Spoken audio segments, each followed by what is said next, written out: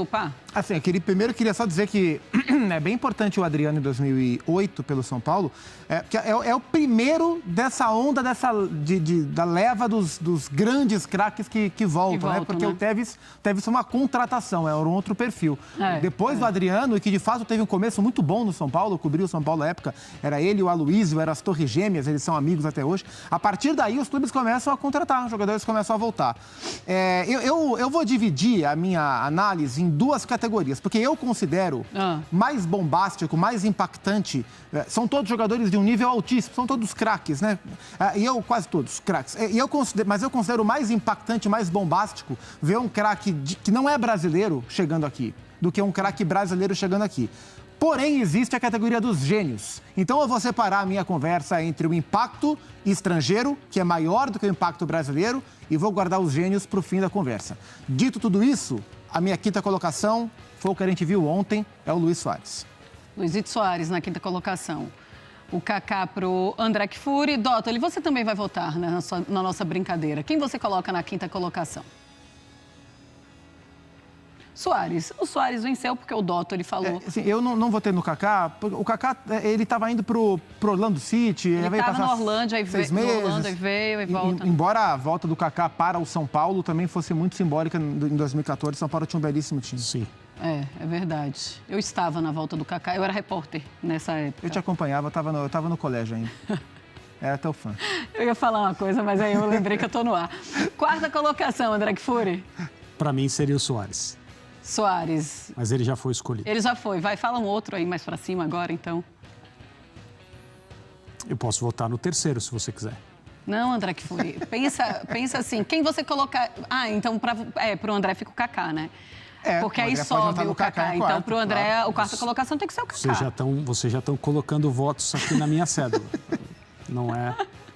É lógico, se era o quinto, virou o quarto. Tá bom, vai, Zupa. Para mim, o quarto é o Tevez. Tevez foi contratado aos 20 para 21 anos de idade no Boca, com os recursos da MSI à época, acho que 20 milhões de dólares, né? A MSI pagou para tirar o Tevez do Boca Juniors. Era o grande jogador do continente, né? Eram os meninos do Santos, o Diego, o Robinho, o Tevez do Boca, eles eram os grandes jogadores do continente. E o Corinthians foi lá e contratou de maneira bombástica o grande nome do continente. Então, de fato, não estou nem levando em consideração o que houve depois, né? Porque foi uma grande febre, foi um fenômeno dentro do futebol brasileiro e desempenho foi altíssimo. Mas, para mim, a quarta colocação, pelo impacto da chegada, foi do Carlitos Tevez. Tá certo, então. Você quer ficar com o Kaká na quarta colocação ou você quer fazer uma outra votação para o quarto colocado? Não, posso ficar. Você vai ficar com o Kaká. Então, agora o Dottoli vai fazer o voto de Minerva. Se é que ele vai fazer voto de Minerva, né? Porque ele pode escolher um outro. Ô, Dottoli, Tevez, Kaká ou um outro jogador na quarta colocação? Kaká. Então, a gente vai colocar Kaká na quarta colocação. E ele está dizendo que ele é imparcial. Ele foi imparcial. Por isso que ele escolheu o Kaká, para ninguém achar que ele está... É verdade. Está do seu lado, porque isso não seria verdade também. Não seria. Terceira colocação, vou começar com vocês, Zupa. Então, vamos lá. Enfim, como eu falei, eu estava separando primeiro os estrangeiros, depois os gênios. E para fechar a minha leva dos estrangeiros, eu coloco o Seedorf em terceiro.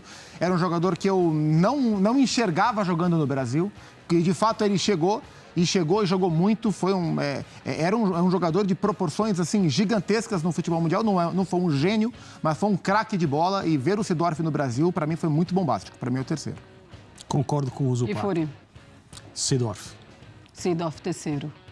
É uma boa escolha. Aí a gente vai falar sobre gênios agora. Sobre gênios, segundo e o primeiro colocado. Tem dois jogadores aí nessa lista que nos remetem ao Olimpo do futebol. Sim. Não tem discussão em relação a eles.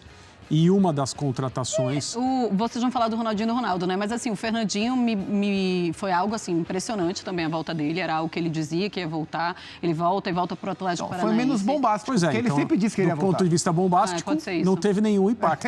Ele anunciou que ia voltar e voltou. O Pep Guardiola ficou muito impressionado quando ele disse que iria embora, inclusive. O Daniel Alves, em 2019, é também uma volta muito impressionante. O Forlan chegando também é incrível. O Adriano também, em 2019, o Tevez. O Forlan também é algo que ninguém esperava. Realmente são... Nossa, a gente fez grandes contratações no futebol brasileiro, impressionante. Parabéns aos clubes, aos envolvidos. A questão é quanto... Ronaldinho. Ronaldinho, você, Zupa? Ronaldinho Gaúcho. Ronaldinho Gaúcho. Também colocaria Ronaldinho Gaúcho. E poderia ter aparecido nessa tela com o logo do Palmeiras atrás ou do Grêmio, porque eram os 3 times que estavam brigando para contratar o Ronaldinho. Teve aquela famosa história que o Grêmio montou a caixa de som no Olímpico. Montou mesmo. Mas ele foi pro Mengão e daí fez aquela baita festa. Não teve um desempenho espetacular no Flamengo, mas foi uma contratação bombástica. Eu estava em Porto Alegre, inclusive, neste momento. Eu te assisti. Não, eu não estava em Porto Alegre trabalhando, eu estava em Porto Alegre apenas por estar. E eu me lembro demais de todo mundo preparando e falando sobre a festa. Foi uma novela. Inclusive, quando começou a história do Luizito Soares, todo mundo, calma, que tá todo mundo meio traumatizado ainda com o Ronaldinho, e foi nessa época do ano. Olha, primeiro colocado, então, a gente coloca o Ronaldo? Fenômeno, né? Sim. Fenômeno, né, André Kfouri? Sim. Tá certo, então. Primeiro colocado, o Ronaldo, o fenômeno aqui.